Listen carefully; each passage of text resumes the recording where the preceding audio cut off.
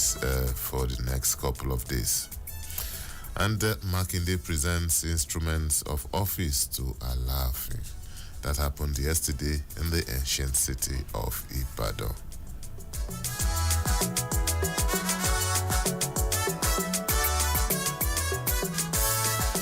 And we move on to the Punch newspaper, and the Obasa story leads also inside story how hubris, intrigues, power play sealed Obasa's fate.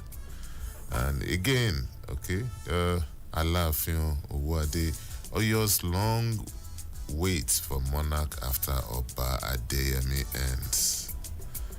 And port rehabilitation delayed despite $700 million loan. And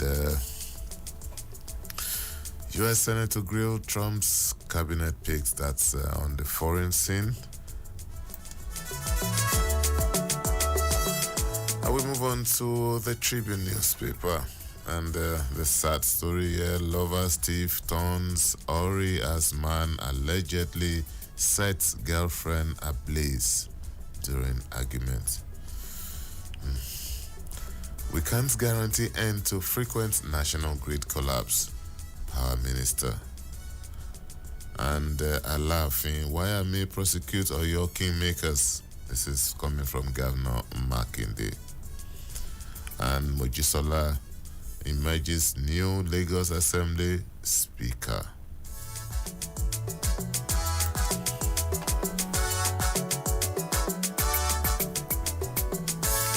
We move on to Daily Trust's newspaper this morning. Tax reform bills top agenda as National Assembly resumes today.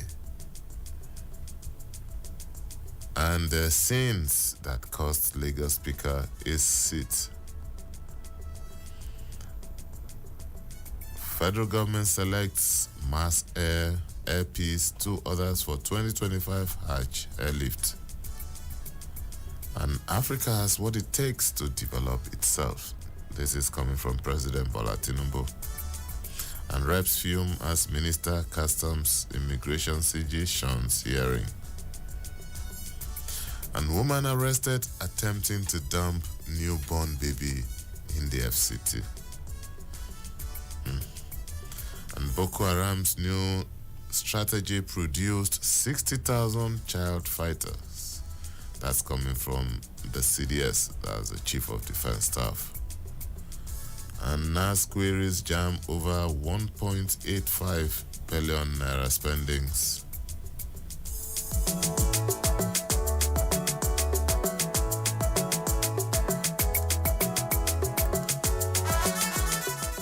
We move on to Leadership newspaper. Knocks over planned NAS zonal office. PDP dismisses Anyanwu's return as National Secretary. And Clark wants Governors Forum suspended. And tax bills will work against lawmakers who betray the North. CNG.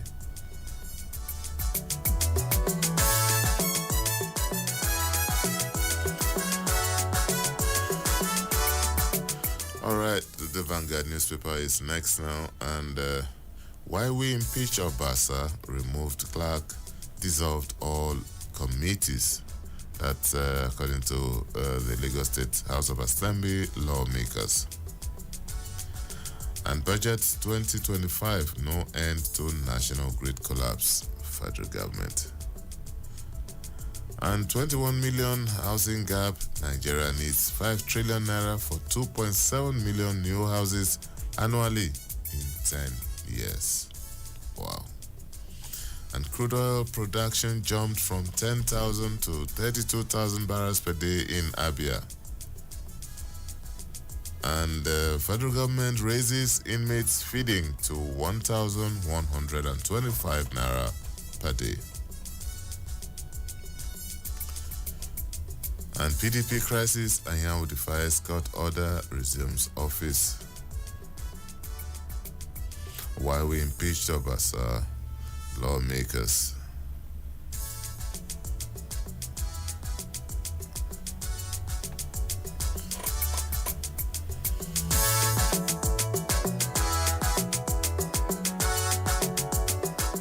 I remain PDP secretary unless Supreme Court says otherwise. Anyhow.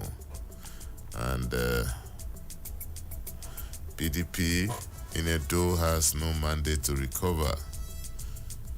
And Lagos lawmakers, okay, we've seen that, the impeachment of Obasa. 5 things you need to know about the new Speaker of the Lagos State House of Assembly. And federal government raises inmates feeding to 1,125 naira per day. Drama has detained Obasa supporters chant. Court nullifies Rivers PDP congresses, restrain chairman, others from acting. A woman caught 10-year-old boy with blade for stealing 600 naira to buy friends ice cream. Wow.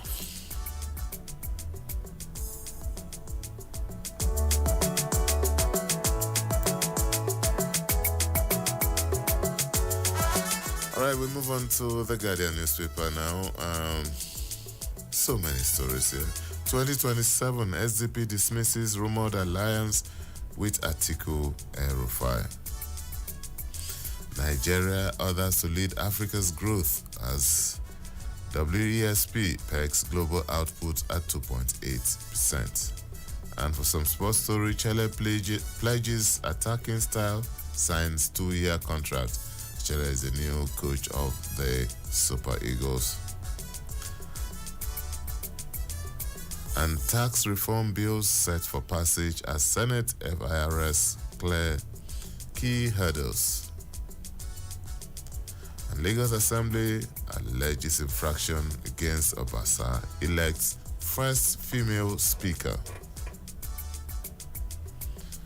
And Clark 6 suspension of NGF as report exposes state's shortcomings. 100 illegal immigrants arrested in Osun as government tightens security. Nigeria's oil production up by 152,000 in December. This is according to OPEC.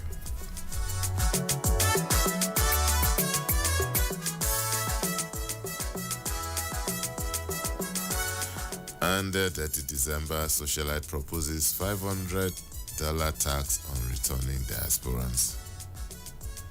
And Lagos broadcast stations NLC protest non-payment of minimum wage. NAS probes allege 4 trillion naira loss to waivers by agencies. And tax reform, Northern Coalition vows to mobilize against supporters, Lord Ndume. Ohaneze Ikwere groups threaten protest over Mbata's emergence.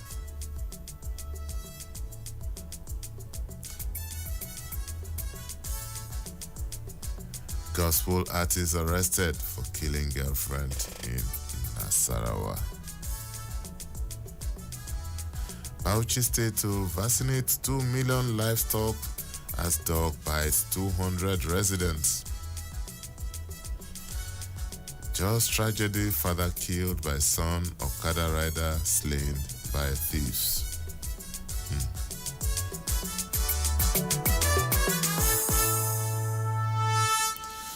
An NLC tax state governors on CNG-powered buses deployment.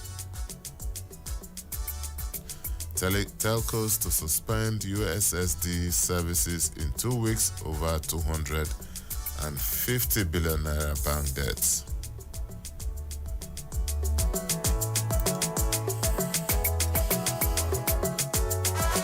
We move on to the Sun newspaper.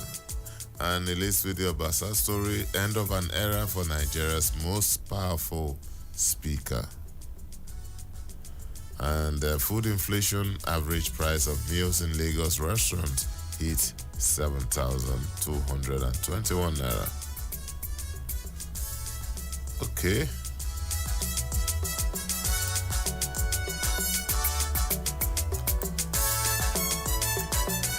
We move on to penpushing.com, a source of authentic news globally.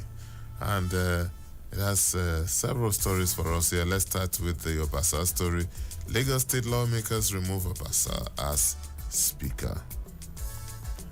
And the gospel singer allegedly beheads girlfriend.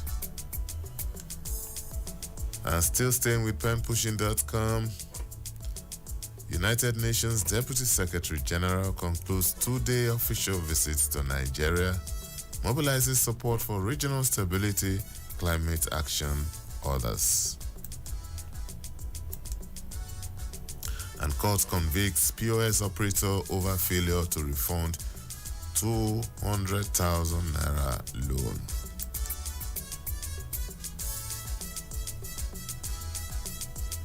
And Ibadan Stampede. Organizers granted 10 million naira bail.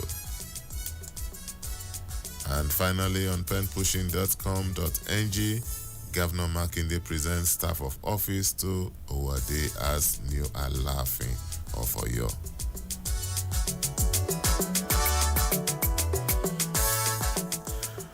Well, we'll take a short break now, and when we return, our in-house analyst is already standing by and waiting for the second half of the show. We will be back after this break. Please don't go away. It's still newspaper review on Citizen 93.7 FM in Abuja. Ẹ jẹ́ ká jọjọ Miliki. Ẹ jẹ́ ká jọjọ Miliki. Oya oya oya. Ẹ jẹ́ ká jọjọ ẹ̀sọ́ pẹ̀lẹ́ níjó wa. Oya oya oya. This is Evangelist Professor Ebenezer Obey. I also enjoy listening to Citizen FM 93.7 Abuja. Please keep on listening to the soul of the nation. Thank you. Olúwa mi, mo jáde lọ láti ṣe iṣẹ́ òòjọ́ mi. Ìwọ nìkan lèmi ò mọ̀ lọ́rọ̀ lérò àti níṣẹ́.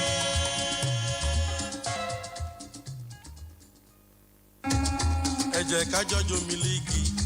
Ẹ jẹ́ ká jọjọ Miliki. Oya oya oya. Ẹ jẹ́ ká jọjọ ẹ̀sọ́ pẹ̀lẹ́ níjó wa.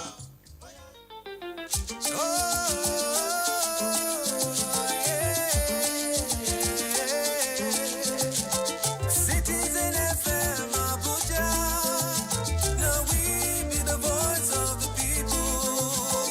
Citizen FM Abuja, now we be the voice of the people.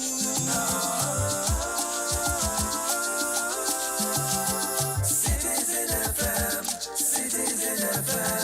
make we join our hands to build a nation of our dream. Citizen FM, your problem is my problem and my joy is your joy. Citizen FM, make we join our hands to build a nation of our dream. Citizen FM, yeah. Your problem is my problem and my joy is your joy. Citizen FM, shake it. Citizen FM.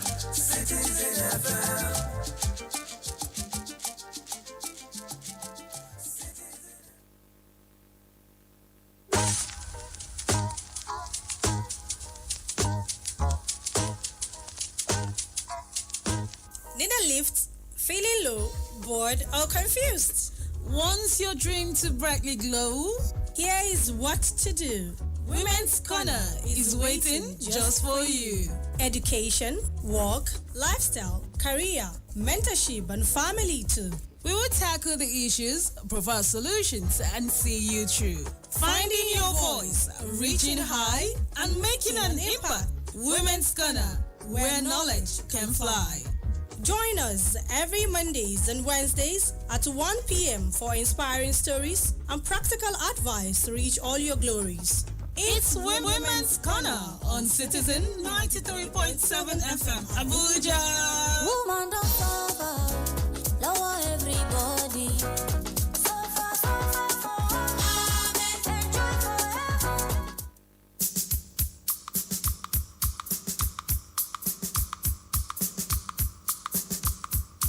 Oh yeah, oh my people. make una come gather here. Which kind tori una wan hear on top radio? Wetin dey catch fire on top social media? Bring am on top make we talk am for Citizen 93.7 FM Abuja every Monday go reach Thursday and the time na 5:10 wey be 10 minutes after 5. Make we talk am as e dey be.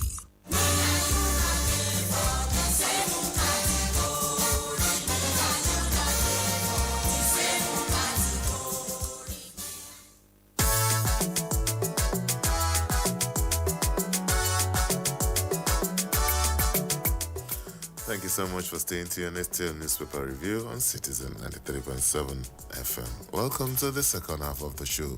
I'm Lawrence Omoiti. And this is where we open the phone lines. You can join the conversation. Call us on 0903 2229797. You can also call us on 0818 2222205 or 0818 2222206. And don't forget, you can also send us a WhatsApp message on any of the three numbers, and we will be glad to hear from you.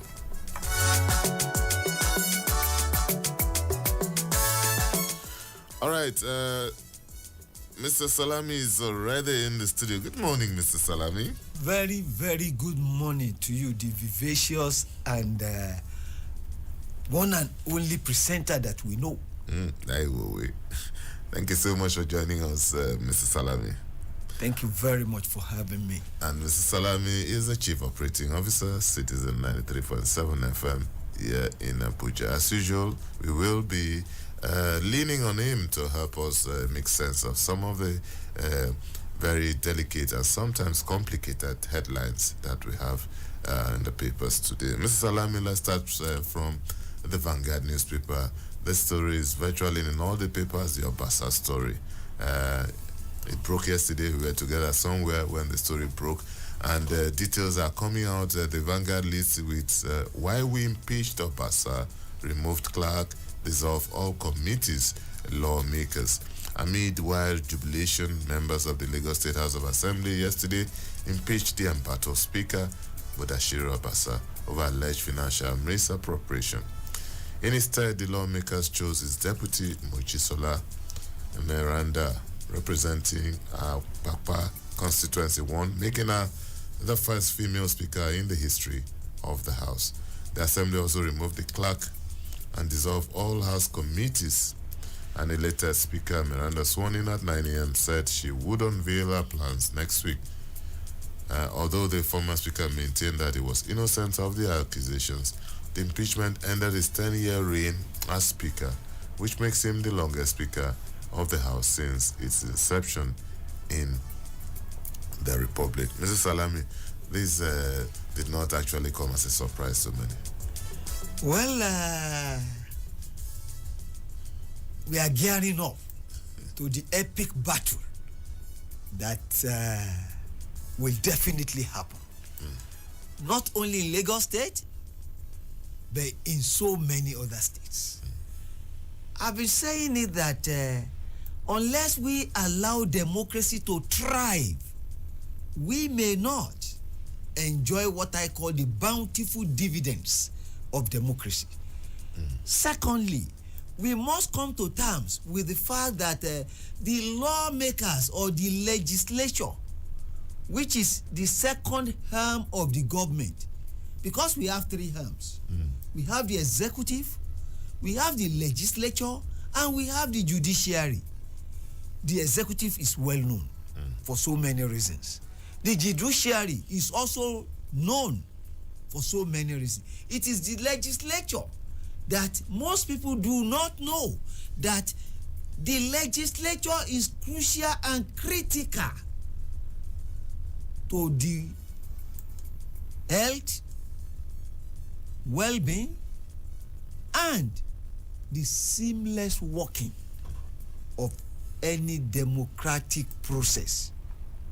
In a democracy, unfortunately, in Africa and the sub-region, the West Africa, it is the legislature that suffers. Whenever there is a coup, or a porch, it is the legislature that will be removed. In actual fact, quite many of our younger ones do not really know, and they have not come to terms when you discuss legislature. Now coming to Lagos State and the Obasa saga, the eclipse of the longest reigning speaker. We saw it coming for so many reasons. Why some people were pushing for Seyi Tinubu, that Seyi Tinubu may be the next anointed governor. Obasa too showed interest, and there is nothing bad in that. It's his constitutional right.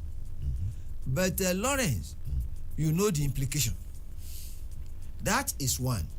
There is another Ibile group called the Renaissance. Those are the people who always claim, or who claim that they are the Rishon of the soil, and that they have been given the short end of the stick, that they have been marginalized. They even claimed that apart from Mudashiru Obasa, who they allege that hails from Ogun State, to be specific, Abeokuta, that so many of those who are calling the shots in Lagos State are not from Lagos. That is a story for another day. But then, the assembly have not left anybody, or the legislatures, the lawmakers, have not left anybody in doubt as to what they allege to be the reason for his removal. Financial misappropriation. They even said that there was a gate he constructed for 17 billion, allegedly, and that was part of the reason why he was removed. He lost out in the power game. Quite many people even said again, allegedly, that there is a rift between Obasa and the governor. It is neither here nor there. All these were allegations. But the fact is this: Obasa has been removed. Another speaker has emerged. The other speaker, not only Obasa, the clerk too, was sacked, and quite many others. And they have sworn in the first female speaker of the house. And this speaker, the new speaker, has said that he will consult widely, and that we will hear from him next week. From her, actually. Sorry, from her next week. It is also a fact that the removal or the sack of the ex speaker, because that is what he is now, Live. was out of the country. Yeah. You will remember what happened to General Gowon that time when he was in Uganda, away to Uganda for OAU meeting. And that was when he was sacked. Not reminiscent of what happened to General Gowon, because General Gowon was not a speaker. He was the head of state. I'm just telling you that this is not the first time when they will remove a public office holder while out of the country. Well, Lawrence, we have told you that there is going to be an alignment and realignment of political forces, all geared towards the epic battle, the 2027. May God spare our lives. Amen. All right, Mr. Salami, so many things to talk about, but let's take a look at what our dear president is saying. The president has been very busy in the last couple of weeks on the international scene, and he says here Africa has what it takes to develop itself. President Bola Tinubu has stated that Africa has what it takes to develop itself, and the time to act is now. He said this in Abu Dhabi, the United Arab Emirates, yesterday during a meeting with his Rwandan counterpart, President Paul Kagame. The two leaders are in Abu Dhabi to attain the Sustainability Week holding between January 12th and 18th. Africa has what it takes. That's how he posted it on his X handle. We have the resources, the people, and the capacity. We must look inward to improve intra-African trade and collaboration to benefit the African people and the continent. The time for Africa is now. Mr. Salami, the president couldn't have captured it better. Well, this is one of our greatest moments on a global plane. He has said it the way it should be said, and it is true. Just akin to what Joe Gaba said that time, where he said Africa has come of age, and we should not be dictated to. Actually, I believe that there is the need for Africa to hold our own in the Committee of Nations. That is the truth. That's the way to go. But more than the theorizing, more than the talk, the leaders, African leaders, should walk the talk. Africans too should know that it's true we have come of age. Africans too should know that yes, the continent is now blessed, and the leaders are real leaders that are in the service of the people, and they are not the ones being served. Not until then. But I would rather say that President Bola Ahmed Tinubu should strive to be what Paul Kagame is to Rwanda. His people loved him. There are other issues too. But then, whether you like it or not, you must consider the fact that Kagame has carved a niche for himself when you discuss African leaders. President Bola Ahmed Tinubu should strive to please Nigerians. It is not possible to please everybody, but there is the need for us to smile in this country. We must say the truth. The country is not smiling.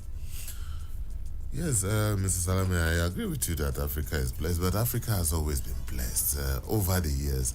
But my worry is that, Mr. Salami, just like I know that you are a student of history, how come during the immediate era, that's the post-colonial era, we had a lot of African scholars, a lot of African citizens who were at the forefront of agitation for better governance for the continent. And that was when we had few educated Africans who had the privilege of Western education. Today, we have Africans all over the place, the best doctors in Europe and Americas, the best lawyers all over. But yet the continent seems to be retrogressing. Citizens are not lapping up to the advantage of social media, of the internet, to hold leaders accountable. Lawrence, you are raising issues that it will take a lifetime to discuss it. But the fact is this. We are all aware of how Europe underdeveloped Africa by Walter Rodney. You are aware of Patrick Wilmots of this world. You are aware of Bala Usman of this world. Of course, Dr. Segun Oshoba just clocked 90 2 days ago or thereabout. These were the leftists. We know the rightists too. You know what was happening at the University of Lagos that time. What was happening at ABU, Bala brought up, and of course, the collectives of both the Ibadan, UI, and the University of Ife.